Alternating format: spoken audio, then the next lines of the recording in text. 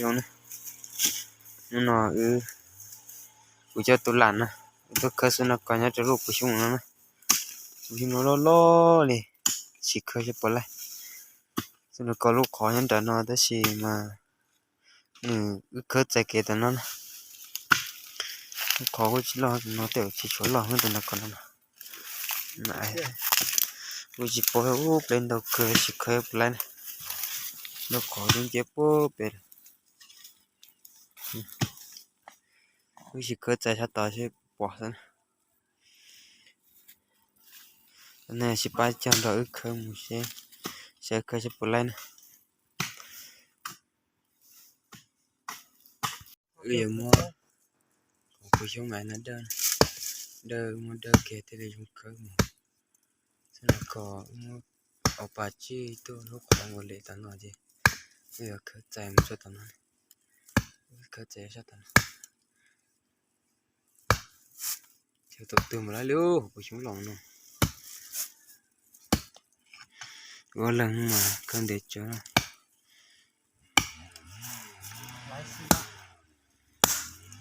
xin là chỉ thứ khơi chạy đấy lúc còn cứ chạy đấy nó chỉ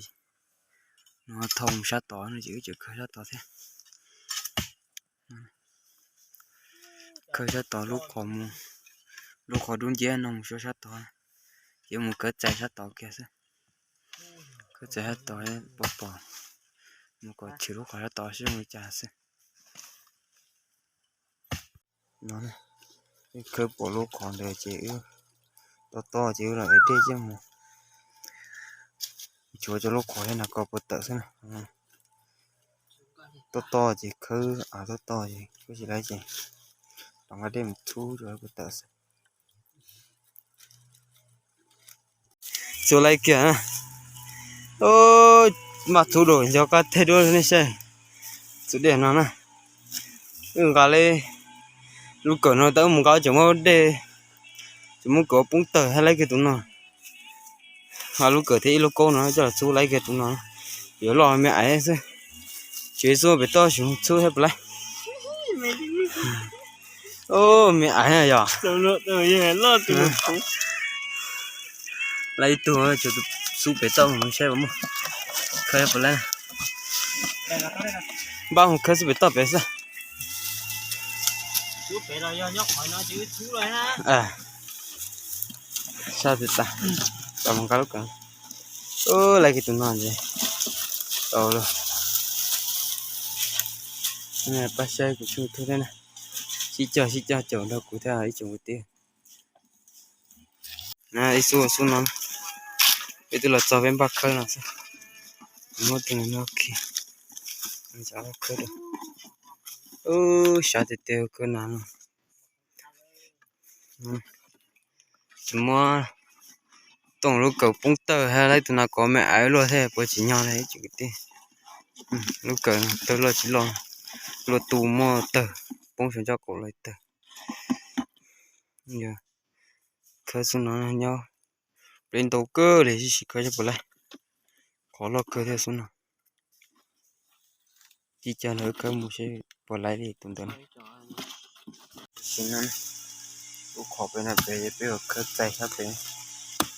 chỉ cố đi cho lúc còn là cố tình nó chỉ khơi chạy bỏ xuống chạy còn nó sẽ chạy nhưng còn tí khơi nữa nha bé lên để khơi lại tụi mẹ ấy tụi nó chỗ lo nên để khơi lại tụi nó để chú đây cho nó dùng tụi chỉ là khơi xuống nó khó là cũng lo khơi sẽ cũng lo còn nó ô bé khơi lo còn khơi đây để tiền này thế gì nhưng chỉ chơi trò này gì mình cũng nhớ chỉ tao thế cái bờ cái khơi tụ cứ nó bút tụ nó thế gì nó chẳng lúc bút chung lo tổ cơ đều này phải đêm tổ lúc bút chung thì tốt rồi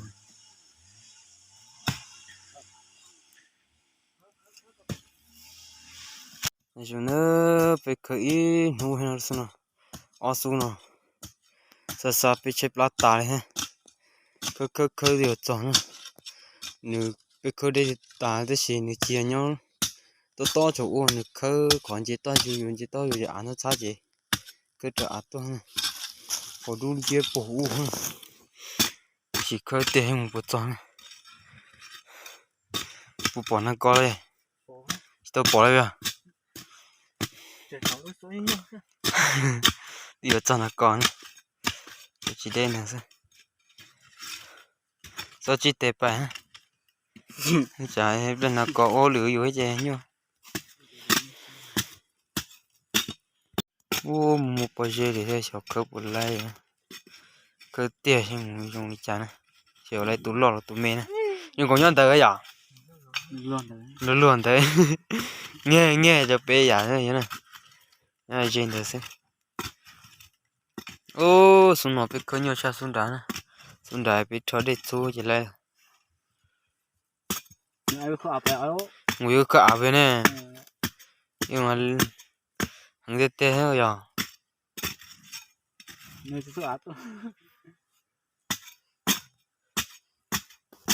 nhổ tay nó cứ có chọc kìa là coi nhớ tối lọc cơ tụi nó à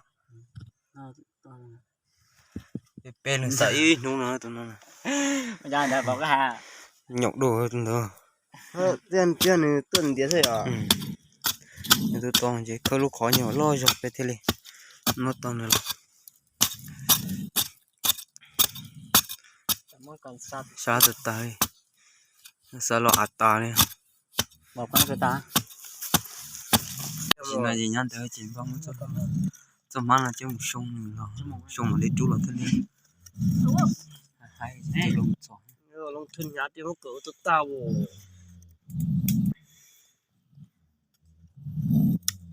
à mà có thế này á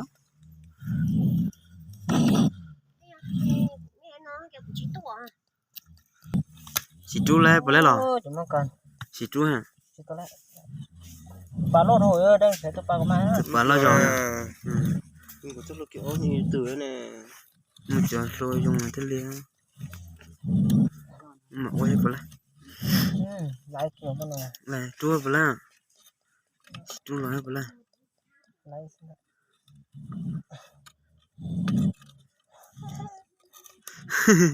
muốn nhột chơi thôi à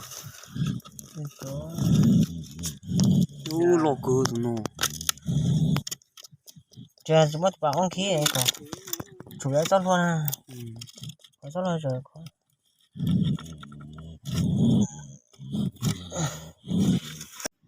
đi từ tụi nó chỉ chơi online đi tụi lo tụi mình nó chơi cũng lo cơ nó tôi lo gì lo kinh tụi mày dạ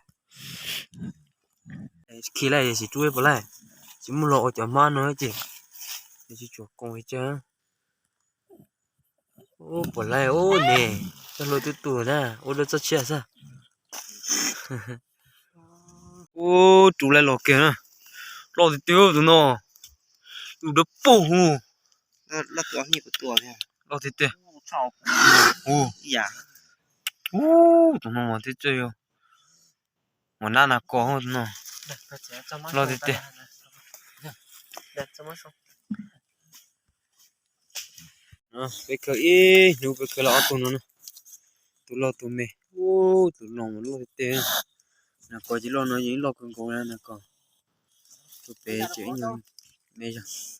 ô tụi bé mà xem mình thôi thì tụi bé là nó khăn